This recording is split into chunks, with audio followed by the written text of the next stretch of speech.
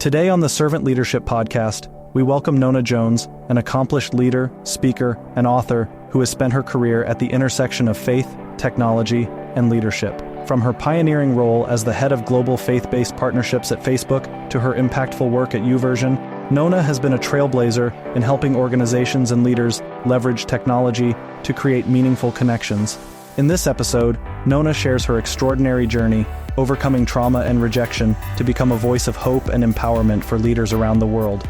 Nona's insights will inspire you to rethink how you lead and how you serve others, whether in your workplace, your community, or your personal life. Nona, thank you so much for joining today. Thank you for having me. I'm really honored to be here.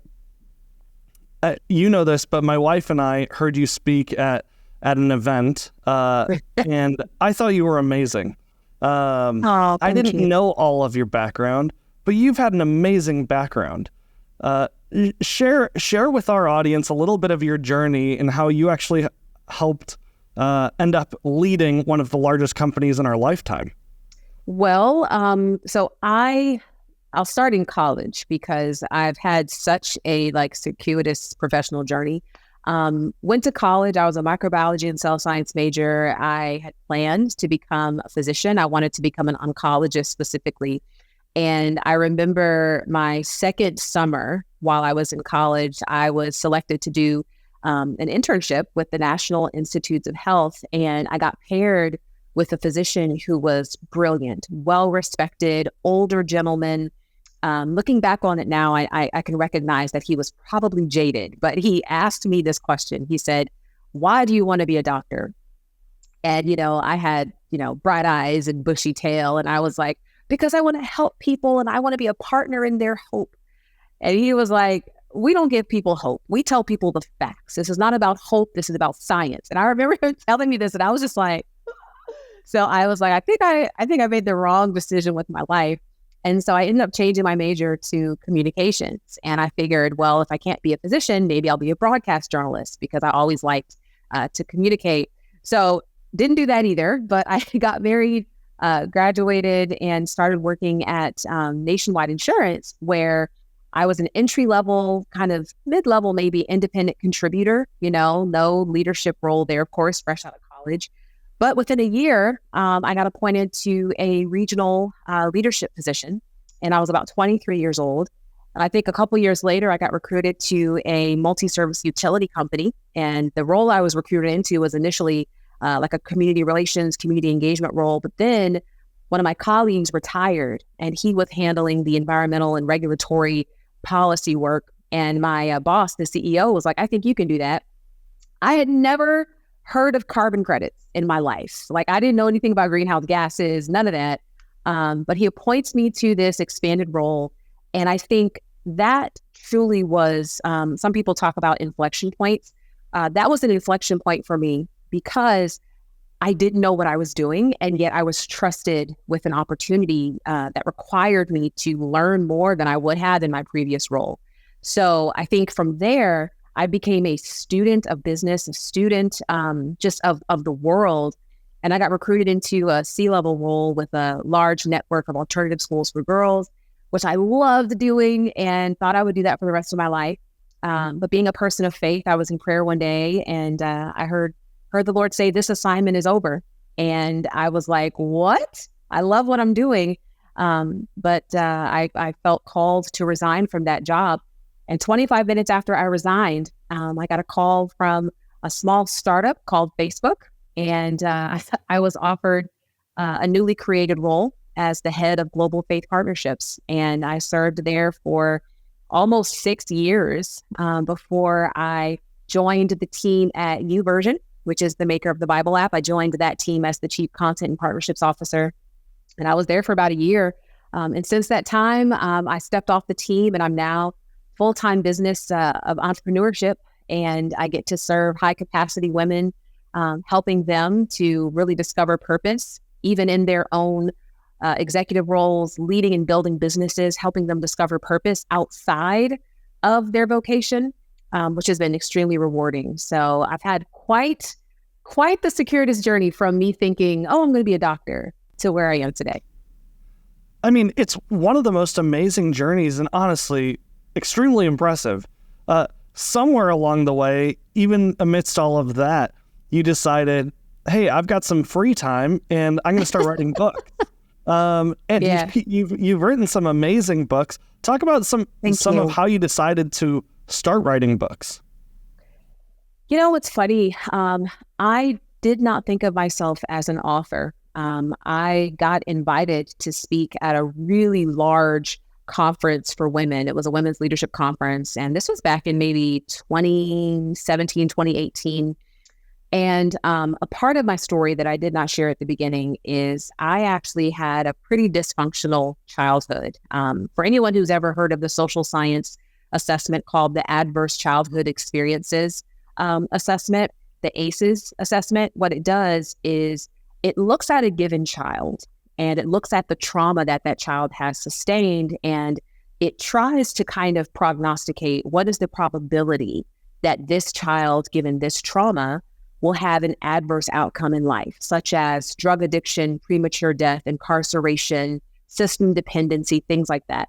And the ACE assessment, it's on a scale from 0 to 10, where if a child scores like a 3, they're considered at really high risk for adverse outcomes in life. When I took the assessment, I scored an 8. And that's because I am a survivor of sexual abuse, physical abuse, verbal, mental abuse. I experienced all types of violence. I experienced neglect. I experienced a lot of things. And so I'm truly a statistically improbable product of God's grace. And I gave you that backstory because when I was invited to speak at this conference, I decided that I was going to share my story because, you know, I was asked to speak just to give leadership principles and, you know, to talk about how to be a better leader and manager and business. And I just felt that the best use of my time would be to help the women understand that we all have a story. Like, we all have a story.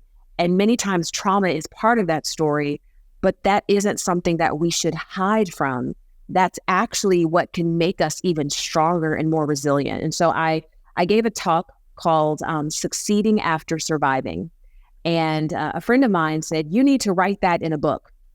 And so I started to kind of write out my principles and what I was sharing. And lo and behold, after I finished writing it in a book, because I was going to just make it available at the conference, my publisher reached out to me. They weren't my publisher at the time, of course, but they reached out to me and they just said, hey, you know, we've heard really good things about you. Would you happen to have a manuscript that we could take a look at to see if we could work with you as an author? And I happened to have a manuscript because of that. And so that actually became my very first book, which was Success from the Inside Out.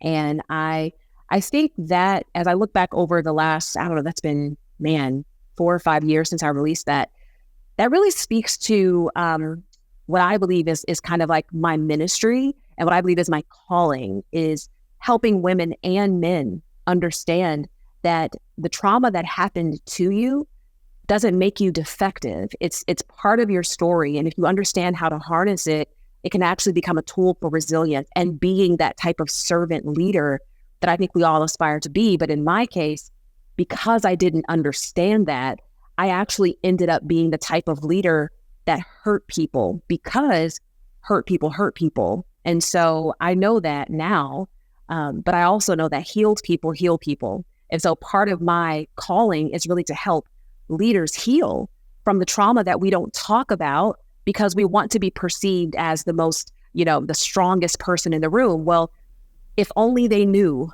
what I had walked through, maybe they would look at me differently. They wouldn't think I was as strong. That is a lie. We all come from backgrounds that include some sort of trauma and pain.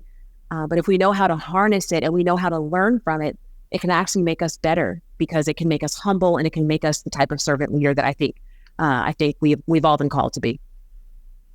That's such a powerful perspective. And I love the heal people concept as well.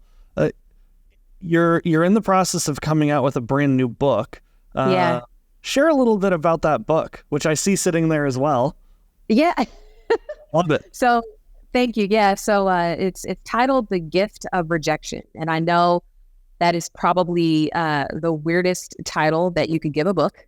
But it's called The Gift of Rejection because I firmly believe that even though rejection, the experience of it, right? Being left out, being unwanted, being abandoned, being discarded, being humiliated, being blamed, being shamed, those experiences are very painful, but pain is only the wrapping paper. And sometimes we stop at the pain without recognizing that there's a gift on the inside of every rejection experience that we have that can teach us about ourselves and teach us about other people. And so I wrote this book because I have been on this journey to deeply understand how all of the rejection experiences that I've had from, my mom, from my career, I've had rejection experiences in romantic relationships and friendships. How could I learn from them and extrapolate those learnings across my life so that I can become better? And so that's really kind of the nature of the book. And I think it's especially important for leaders, because if you don't understand how rejection makes you show up as a leader, I think that's where we tend to get people who are micromanaging, people who can never be pleased, people who are perfectionists. What they don't know is they're actually carrying an open rejection wound. Someone hurt them, and instead of tending to the wound that created, now they're passing the pain along to the people that they get the privilege of leading. So my hope is that this book will help leaders understand how to steward rejection as a gift and a tool for building their character. You have such unique experiences, both being a leader in the corporate world, having all the experiences you talked about personally, having experience in the ministry world as a leader. How do you see servant leadership play out in all of this? Does it play out differently in corporate versus ministry? Is it the same? How do you see rejection play out in them as well? That's a great question. I think servant leadership, it doesn't show up differently in different contexts, because when we think about corporate versus ministry, we tend to think that those are different entities, but they're just organizations. They're just organizations of people. They tend to have different missions. They serve a different purpose, but they're organizations of people who are led by people. And if we don't understand the role that our rejections play in how we show up as a person, it doesn't matter if it's a corporate CEO or the lead pastor of a church, you can end up with someone who hurts people. And we see it all the time. I have worked in corporate contexts for some of the most selfless, loving and compassionate leaders. And I've worked in ministry contexts with people who are certifiably narcissistic, And so it isn't the actual structural context that determines how a person shows up. I believe it's the way that we make sense of the experiences that we have. So for example, when I was growing up, I was classified as morbidly obese. And that's because part of my response to my childhood trauma is I would overeat. That was part of the way that I would kind of numb the pain of what was happening to me. The dopamine of the food would kind of help numb the pain. And so I would get made fun of all the time. Oh, Nona's Miss Piggy, Nona's fat, Nona's overweight, Nona's sloppy. I would get called names all the time. And I would start to actually internalize what those people said. The word that they said to me, I came into agreement with, and I believed that I was defective, that I was somehow less than, that I wasn't worthy. Well, that began to manifest itself and express itself in the way that I performed in the classroom. I had to make all A's. I had to be the president of whatever club I was in. I had to be the first and the best. Why? Because I used those achievements as a proxy for my worth. And that orientation actually followed me into my career, where I was one of the youngest executives, in my company. I was, 40 under 40 this, 30 under 30 that. I was getting all the awards and recognitions because I was pursuing success, again, as a proxy for worth. And so, that's one of the ways that rejection expresses itself, is we kind of explode into ambition. And so there are people, whether it's in the corporate space or the ministry space, who are successful not because they're running toward a bright future, but because they're trying to escape a painful past. And so you end up hurting people. You end up being very demanding, very domineering, not because you want to help people be the best that they are, but because you're afraid that their failure will make you look bad. And the origin of that It's rejection. It really is. And so sometimes people think, well, that's just my personality. I'm just aggressive. I'm just hard charging. The question is why? Why do you show up that way? What is it that's on the other side of your team's failure that makes you say they cannot fail? Why? It's because their failure will make me look bad. A servant leader isn't worried about how a team's performance will make them look. A servant leader is concerned about making sure that the team's performance reflects that the team is capable of better, right? So it's not about you making me look good. It's that I know there's so much more within you, and I'm going to help you extract what's in you. That's an entirely different posture, but you can't get there if you are nursing a rejection wound. Because think about it, when we're wounded, if we don't tend to the wound, it gets infected. It gets infected. And the way that rejection shows up as an infection is bitterness, hostility, will become short-tempered, where we can't ever be satisfied. We've got to get more. Those are just some of the ways that it expresses itself. And you cannot be a servant leader when you're showing up with that type of orientation. Do people always know how badly they've been wounded, or how do people work through that? No, that's actually why I wrote the book, because we have come to label as personality what is actually a rejection wound. Because we often aren't given language for how we show up with other people. We're not given language for how we show up in the world. People will just say, oh, he's a jerk, or, oh, she's just mean. You know, they'll label us those ways, but we don't actually ask the question, why? Why is it that you're never satisfied? Why is it that you fly into a rage when someone makes a mistake? You know, why is that? There has to be a moment of introspection to just say, you know, when that thing happened and I flew into a rage, I was thinking this.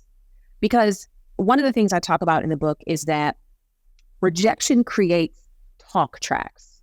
What's a talk track?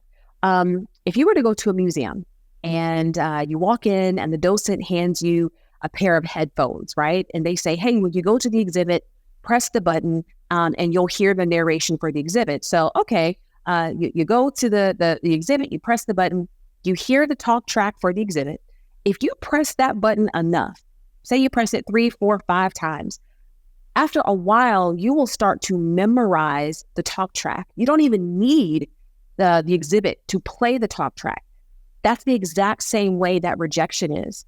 When people say things repetitively about us, you'll never be anything, you're so stupid, you can't ever get anything right. When those things are said to us, and it's not even just words, it can be actions.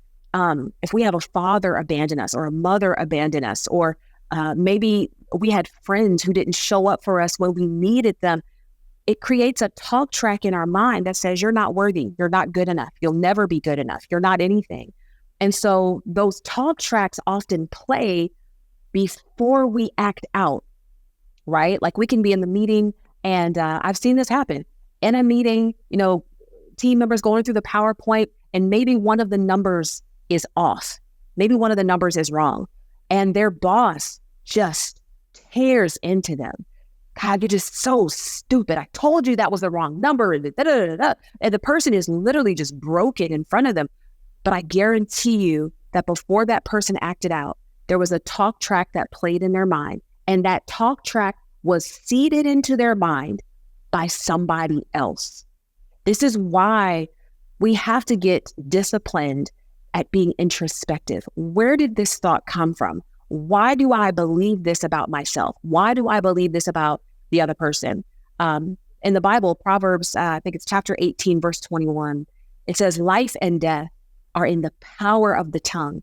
That word that's translated power is the Hebrew word yad, which means hand. So life and death are in the hand of the tongue. What does a hand do? A hand molds, a hand builds, a hand creates. But the same hand that can paint the Mona Lisa is the same hand that can stab someone to death. And the same hand that can build a beautiful monument is the same hand that can pull a trigger. And so the tongue can be used for amazing things, to speak life and encouragement and hope, but it can also be used to destroy and degrade. And so we have to begin to ask ourselves, what is it that I'm believing? What is it that I'm telling myself in this moment that's making me show up this way, and where did that come from? That's such great perspective. So you first are working on yourself, and I'm sure many people who are listening to this are in leadership positions of some sort. They're trying to push something forward, whatever it is. They might start thinking about it themselves. How do they use this thought to influence others for the better, for that person's own good? Well, I would say that, again, we have to first pause, right? Because many times what we're acting out of is embarrassment, it's shame, it's humiliation. I'll give you an example. Early in my career, I was very privileged to lead a team where there was one particular woman on the team who I considered her to be a rock star. Like, I thought she was amazing. As a matter of fact, I thought that she could be my successor. She was so just brilliant. And while I recognized her brilliance, in hindsight, I can also see that I was threatened by her brilliance and the way that it showed up. Because if you would have said this to me then, I would have denied it wholeheartedly. But looking back on it, the way that it showed up is there were meetings that I should have included her in that I didn't include her in. I specifically excluded her because she was more versed on a topic than I was. And I didn't want my boss to see that she was, more familiar with something than me. And so I would exclude her from meetings because, frankly, I was ashamed that I didn't know as much as she did on that topic. And I would just encourage any leaders that the first step to getting free from the power of the toxic rejection that so many of us are carrying is we've got to get honest. Like, we've got to get honest. Who are the people on our teams that we're just not being fair to? Maybe it's because they're brilliant. Maybe it's because, they're just straightforward. I've had some people on my team who they're just straight shooters. They're very direct. And I would take offense to that because I was like, who do you think you are talking to me like that? And they weren't even being disrespectful. It's that their candor ended up striking a soft place in my heart that had been wounded because of rejection. And so I think we just have to be honest, like, okay, is it that I dislike this person because they're truly disrespectful? Or is it that I dislike this person because rejection has made me fragile? Those are two very different orientations, but we have to ask ourselves that, because as leaders, it's a privilege to get to inspire and direct people toward a shared goal. But if we are fragile because of rejection, we will end up wounding the people that we have been called to serve. So I think it starts with humility and honesty and being aware. So people who come and work in teams with each other, they're all bringing their own rejection stories, from the earliest rejections that happen in life to recent rejections, and they're showing up with a lot of wounds. You've built some great teams, and you've been a part of great teams. How do you build great teams amongst all of the stories that people are bringing into those teams that really are at the team's expense almost, without purposefully being against the team? Yeah. I truly believe that as leaders, we have to be the thermostat of the team and not the thermometer. So the thermostat sets the temperature. The thermometer just tells you the temperature. So when we are, again, given the privilege of leading a team, we have to go into it with the idea that this team will reflect who I am. And so I have to be very intentional about the relationships that I build.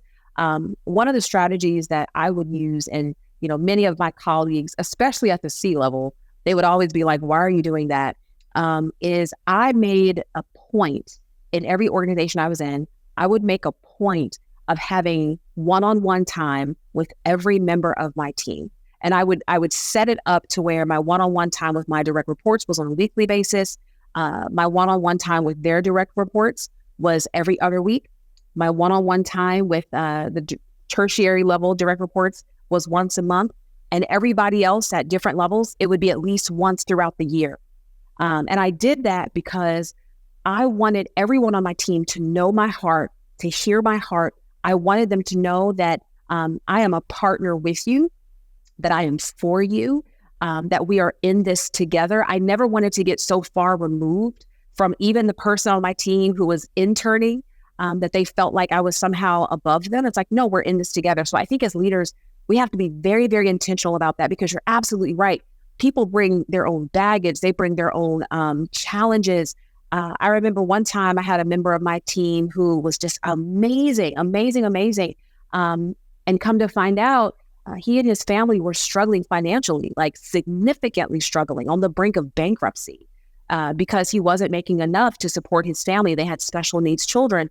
Well, those are things I never would have known if I hadn't actually sat down in one-on-one time with him. But this was someone who was coming in, giving it their all every single day. And so I think as leaders, we just have to be committed to that. And we have to do the work ourselves, because you cannot expect in others what you're not willing to do in yourself. So do the work yourself, be honest, be humble, and be willing to spend that time with your people to make sure that the temperature of the team stays healthy. So when you run these different organizations, people might think, well, that's easy. And they might be in roles that they're stuck in somebody else's confines while leading a team. Share a little bit about how you did that at Facebook, for example, where you were leading a major component of faith-based partnerships for Facebook. You were leading communities and groups. How'd you see that play out when somebody had already set the structure around you? And did you have freedom to always do that? Well, I do think that you have to always honor the structure that is set. But if that structure is not healthy, or if it doesn't serve the purpose for the role that you were created to hold, you have to just find ways to operate within that structure to make sure that you're achieving what you need to achieve. And so for me, that could be just setting up cross-functional conversations with colleagues. One of the practices that I would employ all the time is meeting with colleagues who had nothing to do with anything I was doing. And the reason I did that is because, a company like, now Meta, but then Facebook, that company is so vast and so large. New teams are being created all the time. Teams are being dissolved, restructured all the time.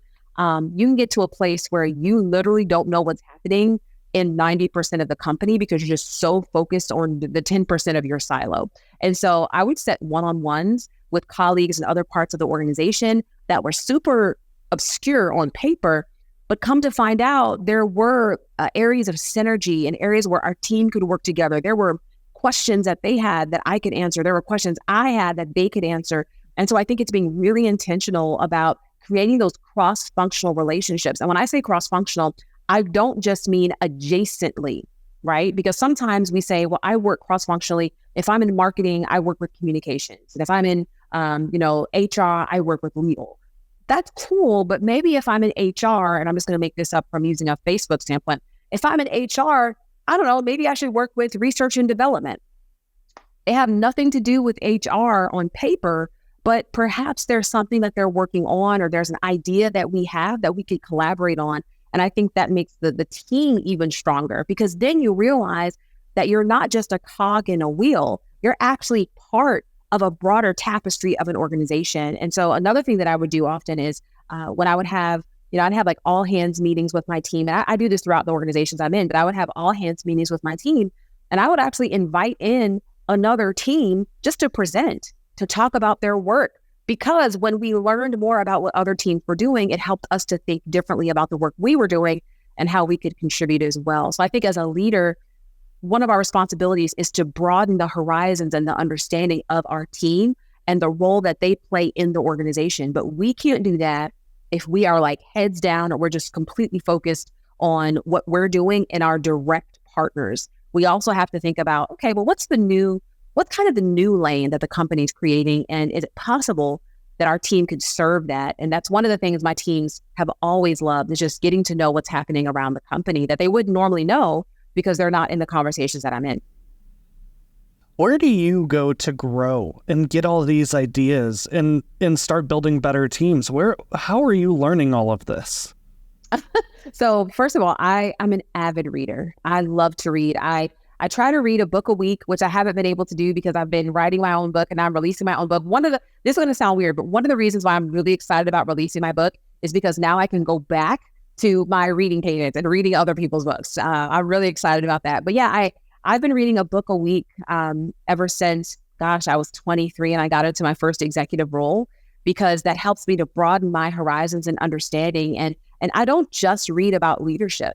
I actually read about really obscure things. There's a book called Something Deeply Hidden, which is about metaphysics. And that type of book may seem completely unrelated to anything I'm doing in my life. But it's a really interesting way to think about the world. And when you think about the world differently, now you think about your organization differently. And so, I'm an avid reader. I truly believe in being a student of leadership and learning. And I believe you can learn from anyone and anything. So reading is one of my greatest pleasures. Okay, I want to hit you with 10 rapid fire questions. Okay. Where you just say the first thing that comes to your mind and there's no right or wrong answer. Let's do it. Who's the first person you think of when I say servant leadership? Jesus. Absolutely. What are the 5 words that most describe yourself? Oh. Okay. Statistically improbable product of grace. Oh, so good. Favorite author or book? Oh, I have so many. I will say one that I read every year for sure is Essentialism by Greg McKeown. Favorite movie? Coming to America. It's one of my favorites, yeah. Favorite food? Just good food. I am a foodie, like #foodie. I will eat anything as long as it's good. I love it. Favorite thing to do in your free time? Oof. Read. Curl up in like a cold room with a warm blanket, some hot tea, and just read a book. That's my favorite thing to do, especially by the beach where I can hear the waves crashing. Yeah. Surprising fact about you? Let's see. Well, Whitney Houston was my godmother for the first 6 months of my life, but then she got famous and that was it. All right, that's sweet. Favorite place you've ever been? Oh, there's so many, but I would say the Maldives was amazing. I just went there for my 20th wedding anniversary. It was incredible. Where's somewhere you want to go that you have not been before? I would love to just visit Africa, specifically South Africa, Nigeria, West Africa, just the whole continent, but Africa for sure. All right, and finally, what's the best advice you've ever gotten? Read everything. And this was relative to early in my career. I remember feeling so overwhelmed, so underqualified. I was 23 years old in this boardroom with all these people who had been executives for decades. And I remember an older woman I said that to. I said, I feel so overwhelmed. And she said, that's just because you're not prepared. She was like, read everything. Read all the pre-reads. Even if you don't understand it, become the most informed person in the room, and you will start to feel like you belong. So that was the best advice I ever got. Wow. I'm so excited for people to be able to hear some of your story, the highlights, just a little bit about your new book. We're going to make sure that people have access to go get that on Amazon and point to your website as well. I'm just thrilled that you were willing to be on. So thank you. Oh, thank you for having me. And again, I'm really just excited for what the future of this platform is going to be, because this is such a needed space for leaders to grow. So thank you. Thank you for listening to this episode of the Servant Leadership Podcast. If you enjoyed what you heard, please give it a thumbs up and leave a comment below. Don't forget to subscribe and hit the notification bell to never miss an update. Be sure to check out the servantleadershippodcast.org for more updates and additional bonus content.